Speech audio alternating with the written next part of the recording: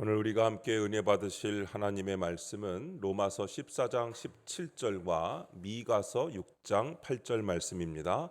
다 일어나셔서 하나님의 말씀을 한 목소리로 다 함께 읽겠습니다. 하나님의 나라는 먹는 것과 마시는 것이 아니요 오직 성령 안에 있는 의와 평강과 희락이라. 아멘. 미가서 6장 8절 이어서 읽습니다. 사람아, 주께서 선한 것이 무엇임을 내게 보이셨나니 여호와께서 내게 구하시는 것은 오직 정의를 행하며 인자를 사랑하며 겸손하게 내 하나님과 함께 행하는 것이 아니냐. 아멘. 자리에 앉으시면서 잘 오셨습니다. 반갑습니다. 축복합니다. 의로 세워지는 하나님 나라라는 제목으로 말씀의 은혜를 함께 나누겠습니다. 여러분, 여러분의 마음의 도화지 위에 도화지가 하나 있다고 생각해 보세요. 하얀 도화지 위에다가 여러분이 생각하는 천국의 그림을 그린다고 한번 상상해 보시죠.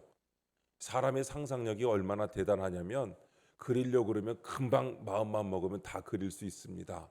여러분 어떠세요? 어떤 천국의 모습을 그리십니까? 대부분은 고요함과 평화로움, 사랑과 아름다움을 떠올릴 것입니다. 그리고 그것을 떠올리는 여러분의 표정은 얼마나 아름다우신지요. 여러분, 제가 설교를 준비하면서 천국에 대한 그림을 보기 위해 여러 가지 그림들을 보았습니다. 인터넷으로 검색을 해봤죠. 여러 사람들이 상상을 해서 그림과 사진을 올려놓았습니다. 하지만 그 중에 어느 것도 천국을 제대로 표현해주는 그림은 없습니다. 왜냐하면 각각 그리는 사람의 주관대로 그렸기 때문입니다. 틀린 것이 하나도 없지만 그 중에 똑같이 맞는 것도 하나도 없는 것이죠.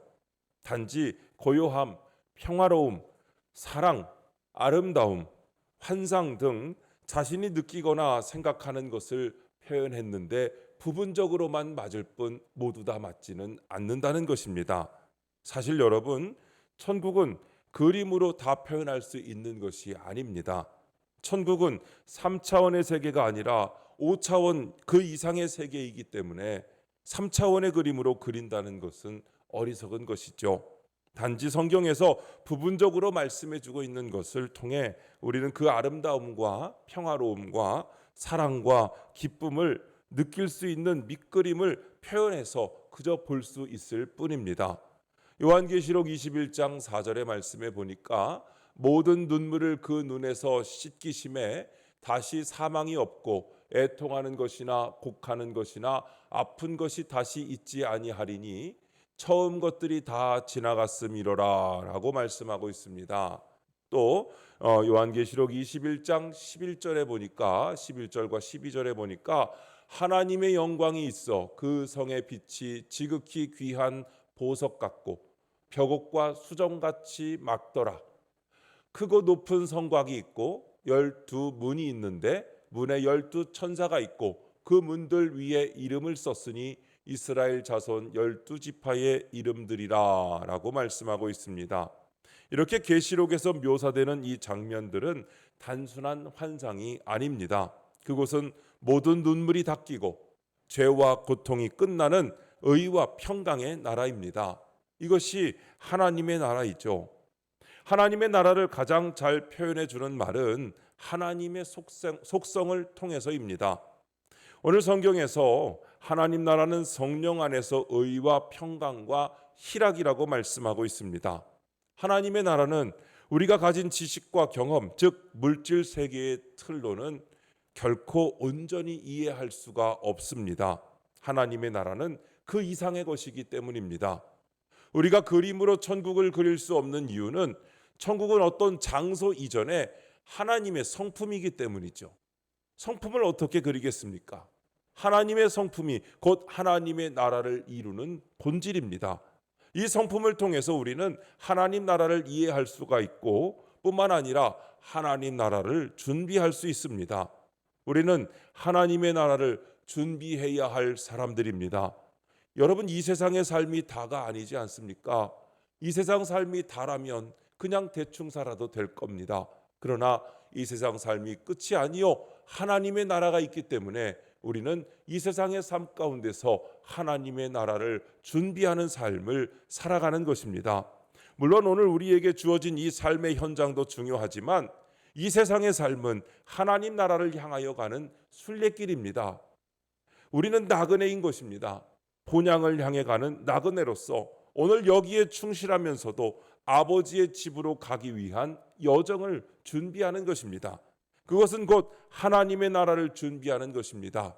우리가 여행을 갈 때에도 짐을 싸고 거기에 가서 뭘 가져갈 건지 어떤 걸 쓸 건지 생각하면서 하나하나 준비하여 가는 것처럼 여러분, 하나님의 나라를 준비할 때에 우리가 그 여정을 준비하며 하나님의 성품을 준비하며 꼭 필요한 것을 넣는 바로 그런 것들을 준비해야 할 줄로 믿습니다. 오늘 말씀은 하나님의 나라가 어떠한지를 우리에게 말씀하면서 우리가 준비해야 될 것이 무엇인지를 말씀해 주고 있습니다. 오늘 이 세 가지 성품이 있는데 하나님의 속성의 대표적인 것들로 이 세상 사람들이 진정으로 누리지 못하고 있으면서 갈망하는 것을 통해 하나님의 나라를 대변해 주고 있습니다. 그리고 우리에게 이 성품을 가지고 누리기를 말씀해 주고 있습니다. 먼저 첫 번째로 하나님의 나라는 먼저 의의 나라입니다. 여러분, 산상수훈에서 예수님께서 너희는 먼저 그 나라와 의를 구하라 라고 하신 말씀, 마태복음 6장 33절 말씀을 기억하십니까? 바로 하나님 나라의 의를 먼저 구하라고 하신 것입니다. 하나님의 나라는 먼저 의의 나라로 대표됩니다. 이것은 세상적인 의와 다릅니다. 세상적인 의는 정의라는 말로 많이 사용됩니다. 사회정의, 정의사회 구현, 의로운 사람 등 그런 말들이 있죠. 그러나 여러분, 과연 세상에 이 정의가 있습니까? 한때 독재 타도를 외치면서 정의를 부르짖던 학생들에게 과연 의의가 있어서 그들이 정의를 외쳤을까요? 이 세상의 재판관들이 과연 의로운 사람들이기에 심판을 하는 것일까요? 비록 의를 외치지만 그들에게는 진정한 의의가 없습니다. 사랑 없는 의는 정죄이고 사랑 위에 세운 의만이 하나님의 나라를 이루는 의입니다. 성경적 의는 이러한 것입니다. 의라는 말은 성경에서 디카이오스네라는 말로 쓰이는데 이것은 하나님과 인간에 대한 모든 의무를 완전히 실행하는 것을 의미합니다. 모든 의무가 하나님과 인간 사이에서 완전히 실행되는 것, 그 중심에는 뭐가 있냐면 사랑이 있습니다. 하나님에 대한 사랑과 인간에 대한 사랑이 있고 그 사랑으로 잣대를 잴 때 비로소 의가 되는 것입니다. 이 의는 오직 하나님께만 있을 뿐입니다. 이 세상의 어느 종교에도 의는 없습니다. 불교는 자비를 말하고 유교는 효를 말하지만 거기에 의는 없습니다. 의는 오직 하나님께만 있을 뿐입니다. 구약의 총칭은 의고 신약은 은혜입니다. 의는 율법의 기초요 하나님의 뜻이며 하나님께서 인간에게 향하여 주시는 계시입니다. 하나님께서 인간에게 제시하신 복된 길이 바로 의입니다. 이 하나님의 사랑과 의의 구체적인 확증이 바로 신약에 나타난 십자가입니다. 사랑이 없는 의는 정죄와 심판이 있을 뿐입니다. 내촌 감삼이라는 분은 이런 말을 했습니다. 의가 없는 사랑은 햇빛이 없는 습기와 같다. 사랑의 단맛만 있고 의의 소금이 없는 곳에 열매는 없다라고 했습니다. 성경의 의는 하나님의 사랑 안에서 하나님과 새로운 관계 가운데 들어가는 것과 그 사랑으로 모든 사람들과 선한 관계를 이루는 것입니다. 그리고 그 과정에서 말과 행동의 진실됨, 신실함, 공평한 정의, 친절함이 따르는 삶을 사는 것입니다. 이것이 바로 세워질 때 우리는 하나님의 나라를 경험하게 되고 여기서 준비하며 하나님 나라에서도 그 삶을 살아가게 되는 것입니다. 자, 여러분의 천국 가는 그 가방 속에 의를 집어넣으셔야 되는 겁니다. 의를 준비하시기를 주님의 이름으로 축원합니다. 두 번째는 관계의 나라인데 의의 나라인 하나님의 나라는 관계의 나라입니다. 하나님의 나라는 하나님과의 관계 그리고 사람과의 관계가 바르게 세워진 나라입니다. 하나님께서는 이 관계를 매우 중요하게 여기시며 우리와 온전한 교제를 원하십니다. 하나님은 관계를 통해서 일하신다는 유명한 말이 있습니다. 그렇습니다. 하나님께서 당신의 일을 하실 때 사람을 세우셔서 일하십니다. 아브라함, 모세, 다윗, 또 선지자들, 제자들, 바울, 믿음의 사람들 등 이렇게 하나님은 관계를 통해서 일하십니다. 때문에 하나님과의 관계를 이루시길 원하십니다. 하나님과의 좋은 관계, 온전한 관계, 이것이 의를 이루는 것입니다. 우리가 하나님을 향하여 전심으로 대하는 바로 그런 관계, 사람을 향하여서는 진심으로 대하는 바로 그런 관계를 하나님께서 우리에게 원하시는 것입니다. 그리고 하나님은 모든 사람들이 구원받기를 원하십니다. 모든 사람들이 하나님께로 돌아오기를 갈구하시는 것입니다. 구원은 하나님의 의가 나타나는 것입니다. 죄인된 사람들을 구원하시는 것은 그 죄를 소멸하시고 온전케 하시고자 하는 하나님의 의가 작용하기 때문입니다. 그래서 하나님께서는 그 의를 십자가로 표현하셨던 것입니다. 그러면서 그 속에 엄청난 사랑을 담으신 것입니다. 또한 모든 사람들이 서로 사랑하며 살아가기를 원하십니다. 마가복음 12장 31절과 여러 군데에 나오는 말씀 가운데 이런 말씀이 있죠. 같이 읽겠습니다. 시작. 내 이웃을 내 자신과 같이 사랑하라. 아멘. 이것은 하나님의 명령입니다. 사랑하든지 말든지가 아니라 사랑하라는 겁니다. 이 명령 안에서 먼저 자기 자신과의 관계를 통해서 사랑을 배우기를 원하십니다. 여러분, 우리는 먼저 자기를 사랑할 줄 알아야 됩니다. 누구를 사랑한다고요? 옆에 있는 그 자기 말고 자기 말하는 거예요. 집에 있는 배우자한테도 자기라고 부르시는 분들 많으시잖아요. 그 자기 말고 여러분 스스로를 사랑할 줄 아셔야 돼요. 자신을 사랑하지 못하면 남을 사랑할 수가 없습니다. 예수님께서 내 이웃을 내 자신과 같이 사랑하라고 하신 말씀처럼 진정한 이웃 사랑은 건강한 자기 인식과 자기 사랑에서 출발합니다. 자신을 하나님의 형상대로 지음받은 존재로 바라볼 때, 내가 하나님 앞에 사랑받을 존재인 것을 깨달을 때 우리는 타인도 존귀하게 여길 수가 있는 것입니다. 사람을 사랑하지 못하는 사람들의 공통점은 자기 자신을 지나치게 비하한다거나 학대하고 있다는 것입니다. 자기를 사랑하지 못하기에 다른 사람도 신뢰하지 못하고 사랑할 수가 없습니다. 여기서 사회적인 문제가 출발합니다. 앤드류 매튜스라는 분은 자신을 사랑하는 법을 배우는 것이야말로 세상에서 가장 위대한 사랑이다라고 했습니다. 자신을 사랑하고 그리고 이웃과의 관계를 바르게 하기를 원하십니다. 우리는 이 관계의 의의를 훈련하며 준비해야 합니다. 그런데 이것은 우리 스스로 할 수 있는 것이 아닙니다. 여러분, 우리 스스로의 의의를 가지고 하나님께 나아갈 수 있는 것이 아니고 우리 스스로의 의의를 가지고 사람들 앞에 갈 수 있는 것이 아닙니다. 유대인들은 율법을 통해 스스로 의롭다함을 얻어보려고 했지만 그럴수록 점점 더 하나님으로부터 멀어졌고 사람과의 관계도 멀어지고 서로를 정죄하며 서로를 죄인 취급하였던 것을 볼 수가 있습니다. 오히려 서로를 정죄하면서 심판하는 데만 엄격했던 것입니다. 우리의 힘으로 관계를 회복하려 하면 자꾸 실망하고 자주 실망하고 정죄하게 됩니다.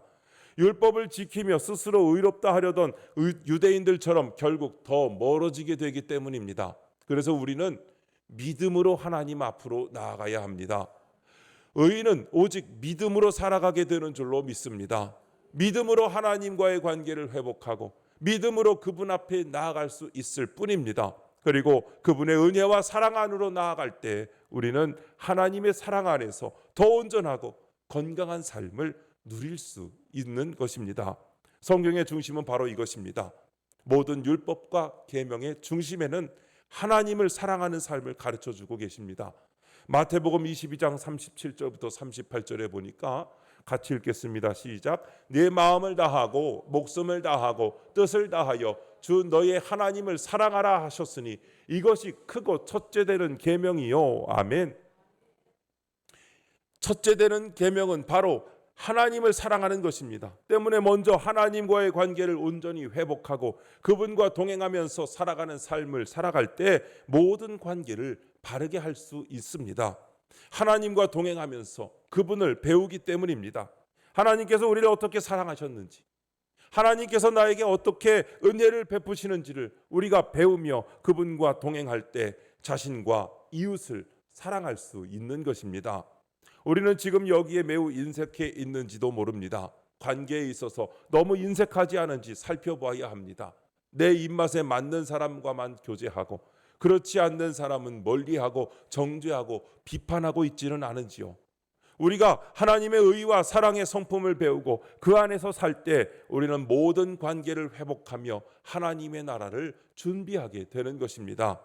바울과 바나바는 절친한 동역자였습니다. 그러나 후에 마가라는 사람 때문에 심하게 다투고 서로 다르게 선교 여행을 떠나게 되죠. 마가가 1차 전도 여행할 때 그 여행이 너무 힘들어가지고 도중에 포기하고 돌아가 버린 것입니다. 그래서 바울에게 찍힌 거예요. 아이, 저 녀석 저거 제대로 참지도 못하고 쓸모없는 사람, 이렇게 생각했겠죠. 그러나 제2차 전도 여행 시에 마가가 다시 자원을 하니까 바울은 옛날 생각을 하고 적극적으로 반대합니다. 바나바는 그를 좀만 더 믿어보자고 하면서 함께 가자고 제의를 하지만 바울은 그를 용납하지 않습니다. 바울은 당시 예수를 믿고 복음 전도자가 되어 있었지만 아직 하나님의 성품으로 온전히 열매 맺지는 못했습니다. 그의 열정과 확신과 능력으로 복음을 전하는 단계였던 것이죠. 그러나 그가 후에 마가를 다시 용납하는 것을 보게 됩니다. 바울은 나중에 마가를 나의 동역자라고 다시 부릅니다. 그리고 디모데후서를 마무리하면서 디모데에게 디모데후서 4장 11절에 네가 올 때에 마가를 데리고 오라. 그가 나의 일에 유익하니라 라고 고백합니다. 마가를 자신의 사역에 매우 유익한 사람이라고 하고 있습니다. 여러분, 영원히 적질 일은 아예 없습니다. 하나님께서 우리에게 관계를 통하여 일하게 하시는 것을 아시기를 바랍니다. 바울이 처음에는 마가를 받아들이지 않았지만 시간이 흐르며 하나님의 성품을 따라 용납과 회복의 은혜를 실천하게 된 줄로 믿습니다. 이는 우리도 관계 갈등 속에서 하나님 나라의 의를 훈련해야 한다는 교훈을 주고 있습니다. 바울이 하나님의 성품을 열매 맺을 것에 대하여 갈라디아서 5장 22절부터 23절에서 성령의 9가지 열매에 대하여 말씀합니다. 하나님이 어떤 분이신지, 우리가 어떤 사람이 되어야 하고 어떤 삶을 살아야 하는지를 분명히 깨달은 사도 바울은 하나님의 나라가 어떤 나라인지를 분명히 안 것입니다. 그리고 로마서를 통해 하나님의 나라를 우리에게 말씀하고 있습니다. 의로운 삶은 거창한 업적이 아니라 여러분 일상의 관계 속에서 하나님처럼 서로 용납하고 사랑하는 작은 실천에서 시작된다는 것을 아시기를 바랍니다. 하나님 나라는 바로 그 관계 속에서 이미 시작되고 있습니다. 여러분의 천국의 여행을 준비할 때에 우리가 준비할 것은 바로 이 관계라는 것을 아시기를 바랍니다. 세 번째로 행동하는 나라입니다. 하나님의 나라는 행동합니다. 정적인 개념이 아닙니다. 사람들은 종종 하나님 나라를 고요한 호수나 아름다운 풍경 혹은 평화로운 찬양의 한 장면으로 떠올립니다. 물론 그런 표현들도 천국의 한 단면을 보여줄 수 있는 건 맞습니다. 그러나 하나님의 나라는 그렇게 단지 멈춰있는 조용한 공간이 아닙니다. 그 나라는 삶이 살아있는 곳이고 사랑과 의가 살아 움직이는 곳인 줄로 믿습니다. 하나님의 나라는 하나님의 말씀을 따라 살아가는 실천의 자리입니다. 곧 말과 행동의 진실함, 신실함, 공평한 정의, 친절함과 같은 삶의 열매로 드러나는 것입니다. 관계의 의의는 결국 우리의 일상 속 행동을 통해서 나타나는 것입니다. 성경에 보면 로마의 백부장 고넬료를 의로운 자라고 증언했습니다. 지난주에도 고넬료에 대해 말씀드린 적이 있죠. 사도행전 10장 35절에 보니까 각 나라 중 하나님을 경외하며 의를 행하는 사람은 다 받으시는 줄 깨달았도다 했습니다. 또 10장 22절에 보니까 고넬료는 의인이요 하나님을 경외하는 사람이라 유대 온 족속이 칭찬하더니 라고 말씀합니다. 고넬료는 분명 로마 군인으로 유대인들에게는 원수 같은 존재였습니다. 그런데도 그는 의인이라고 불렸습니다. 왜 그렇습니까? 사도행전 10장 2절에 그 이유가 나오죠. 그가 경건하여 온 지방과 더불어 하나님을 경외하며 백성을 많이 구제하고 하나님께 항상 기도하더니라고 했습니다. 그가 하나님을 경외했고 기도했고 구제를 실천했습니다. 여러분, 이것이 바로 행동하는 의입니다. 하나님을 알고 마는 것이 아니라 고넬료의 삶이 입술의 고백이나 내면의 경건만이 아니라 삶으로 증명된 의로움이었다는 것입니다. 이처럼 의는 단지 마음속의 신념이 아니라 행동으로 드러나는 실천이 되는 줄로 믿습니다. 하나님의 나라는 조용한 정적 이미지로만 그릴 수 없습니다. 그것은 생명력이 넘치고 관계 속에 사랑이 흐르며 행동으로 사라지는 나라가 된 줄로 믿습니다. 여러분, 하나님과의 바른 관계, 사람들과의 건강한 관계 속에서 사랑을 나누고 베푸는 삶이 곧 하나님 나라의 모습입니다. 하나님 나라는 입술에서 끝나는 나라가 아니라 우리의 손과 발이 움직이며 함께 드러나는 그런 나라인 줄로 믿습니다. 그러므로 우리는 이 땅에서 그 나라의 삶을 훈련하고 준비해야 합니다. 말씀을 아는 것에서 멈추지 말고 말씀을 살아내야 하는 것입니다. 경건이란 조용한 기도뿐 아니라 기도의 자리에서 나아가 실천으로 이어지는 삶을 의미합니다. 사랑하는 성도 여러분, 지금 우리의 신앙은 정적인 감상에 머물러 있지 않은지요? 말씀을 들었지만 행동으로 옮기지 못한 채 멈춰 있지는 않은지요? 하나님의 나라는 듣는 자가 아니라 행하는 자의 나라입니다. 우리가 그 나라를 진정으로 소망한다면 지금 이곳에서 하나님의 의를 행동으로 살아내는 삶을 시작해야 할 줄로 믿습니다. 네 번째로, 하나님의 나라에는 대가 지불이 있어야 합니다. 이게 무슨 말입니까? 하나님의 나라, 곧 의의 나라는 거저 이루어지지 않는다는 의미입니다. 의로운 삶에는 언제나 대가 지불이 따릅니다. 의는 추상적인 이상이 아니라 실제 삶 속에서 희생과 포기를 통해 드러난다는 것입니다. 사람들은 말하죠. 정직하게 살면 손해본다. 진실하면 세상에서 밀려난다고 합니다. 그래서 현실과 타협하고 의로움 대신에 편함을 선택하여 살아가곤 합니다. 그러나 여러분, 하나님의 나라는 그런 선택 위에 세워지지 않습니다. 자기 중심을 내려놓고 하나님의 뜻을 따르는 삶 위에 하나님의 의가 세워지게 되는 줄로 믿습니다. 하나님께서도 이 땅에 오셔서 스스로 낮아지지 않으셨습니까? 그분은 하나님의 아들이셨지만 하늘의 영광을 포기하시고 인간의 모습으로 이 땅에 오셨고 세례 요한에게도 낮은 자세로 세례를 받으셨습니다. 왜 그랬습니까? 바로 마태복음 3장 15절에 모든 의를 이루기 위해서였습니다. 의는 말이 아니라 결단과 포기의 행위로 나타나는 것입니다. 때로는 자존심을 내려놔야 하고 때로는 내 손해를 감수해야 하며 내가 먼저 대접하는 삶을 선택해야 하는 것입니다. 그것이 바로 대가입니다. 예수님께서는 이렇게 말씀하셨습니다. 마태복음 7장 12절 같이 읽겠습니다. 그러므로 무엇이든지 남에게 대접을 받고자 하는 대로 너희도 남을 대접하라. 아멘. 여러분, 이 말씀은 너무나 중요한 말씀입니다. 의의 삶은 먼저 대접하는 삶입니다. 받는 것을 기대하기보다 주는 자가 되고 인정받기보다 먼저 용납하고 이해받기보다 먼저 이해하는 자가 될 때 우리는 하나님 나라의 백성답게 살아가는 것입니다. 천국을 준비하는 우리들은 이것을 준비하여 여러분의 가방 속에 놓고 항상 사용하여야 할 줄로 믿습니다.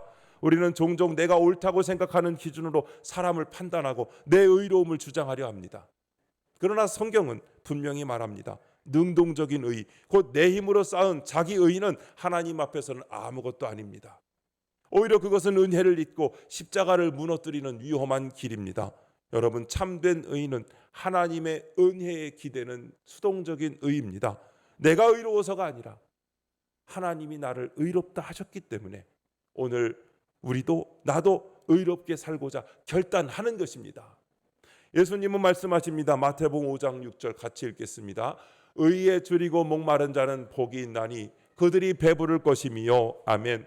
의로운 삶은 갈망하는 자에게 주어지는 은혜입니다. 그리고 그 의를 위해 핍박받는 자에게는 하늘의 상급이 약속되어 있는 줄로 믿습니다. 사랑하는 여러분, 우리는 이 땅을 살아가지만 이 세상이 전부가 아닌 것을 믿습니다. 우리는 본향을 향해 가는 하나님 나라의 순례자들입니다. 지난 주간 동안 저는 여행을 하고 왔습니다. 여행을 하는 내내 그렇게 집에 가고 싶더라고요. 내 집이 있는 게 얼마나 다행인지. 거기가 아무리 구경할 것 많지만 편안하지가 않은 거예요. 나는 우리 집이 제일 편안하더라고요. 집 나가면 뭐라고요? 개고생이래요. 야, 여러분 어떻게 생각할지 모르겠어요. 목사님은 여행을 갔으니까 그렇죠. 여행 가는 시작할 때만 즐겁고요. 막상 가니까 집에 가고 싶어요. 내 본향, 내 집은 음성에 있는 더반 클래스인데, 음성에 있는 임마누엘 교회인데 떠나 있으니까 마음이 불편한 거예요. 내 본향을 향해 가는 바로 그런 생각이 여행 내내 나는 거예요. 막상 집에 와 보니까 집이 너무 좋은 거예요. 너무 편안하고 너무 감사하고, 교회 오니까 또 너무 감사하고 너무 편안하고, 하나님께서 나에게 주신 본향, 이렇게 가는 것을 배우려고 여행을 보내주셨구나 하는 생각을 하였습니다. 여러분, 천국 본향을 향해 가는 우리들은 여기가 내 집이 아니고 천국 본향이 내 집이기 때문에 그 집을 향해 가는 우리의 삶은 항상 여기에 만족하는 것이 아니라 그 삶을 바라보며 살아가야 할 줄로 믿습니다. 준비하는 삶을 사는 것입니다. 이 땅에서 우리가 쌓은 물질과 업적과 명예와 인간관계, 그 모든 것은 다 여기다 놔두고 갈 것입니다. 그러나 우리가 하늘나라에 가져갈 수 있는 것은 단 하나, 하나님의 성품으로 빚어진 우리의 삶인 것입니다. 고린도전서 13장 8절에 이렇게 말씀합니다. 우리 수요일날 우리 임규호 목사님이 고린도전서 말씀해 주셨죠. 이 말씀 같이 읽겠습니다. 시작. 사랑은 언제까지나 떨어지지 아니하되 예언도 패하고 방언도 그치고 지식도 패하리라. 아멘. 은사도 능력도 재능도 다 이 땅에 머물고 패해질 것이지만 여러분, 하나님의 성품만이 영원히 남게 되는 줄로 믿습니다. 하나님의 나라는 의의 나라입니다. 이 의는 지식이 아닙니다. 삶입니다. 관계입니다. 실천입니다. 하나님과 바른 관계를 맺고 이웃과 사랑의 관계를 이루며 희생과 대가 지불을 감수하면서도 끝까지 의로운 길을 걸어가는 삶이 바로 하나님 나라를 준비하는 길입니다. 하나님의 나라, 의의 나라를 소망하는 여러분 모두가 오늘 말씀을 가슴에 새기고 믿음으로, 사랑으로, 그리고 행동으로 그 나라를 준비하는 자로 살아가는 여러분 되시기를 주님의 이름으로 축원합니다. 기도하겠습니다. 사랑의 하나님 아버지, 오늘도 주님의 말씀으로 저희를 부르시고 하나님의 나라, 곧 의와 평강과 희락의 나라를 소망하게 하시니 감사합니다. 주님, 하나님의 나라는 외형이 아니라 성령 안에서 이루어지는 의의 나라인 것을 배웠습니다. 그 의는 우리의 노력으로 이룰 수 없으며 하나님의 사랑과 은혜 안에서만 세워지는 줄로 믿습니다. 그러나 저희는 여전히 관계 속에서 판단하고 정죄하고 내 입장만, 감정을 앞세우며 살아가고 있습니다. 주님, 우리의 좁고 메마른 의로움을 내려놓고 십자가로 나타난 하나님의 의를 바라보게 하옵소서. 하나님과의 바른 관계를 먼저 회복하게 하시고 이웃과의 관계 속에서도 사랑과 진실함과 온유함과 친절함으로 살아가게 하옵소서. 하나님의 의를 따라 살아가는 것이 곧 주의 나라를 전비하는 삶인 것을 기억하게 하옵소서. 주님, 우리의 삶이 정적인 신앙생활이 아니라 행동으로 하나님의 의를 실천하는 살아있는 예배가 되게 하여 주시옵소서. 하나님을 경외하고 이웃을 돕는 삶, 말이 아니라 삶으로 드러나는 의를 살아가게 하옵소서. 주님, 이 의를 위해 때로는 손해도 감수하게 하시고 자존심과 이익도 내려놓게 하시고 겸손히 하나님의 은혜에 의지하여 순종하게 하옵소서. 내가 아닌 오직 주님의 의만이 우리 안에 나타나게 하여 주시옵소서. 우리 주 예수님의 이름으로 기도하옵나이다. 아멘.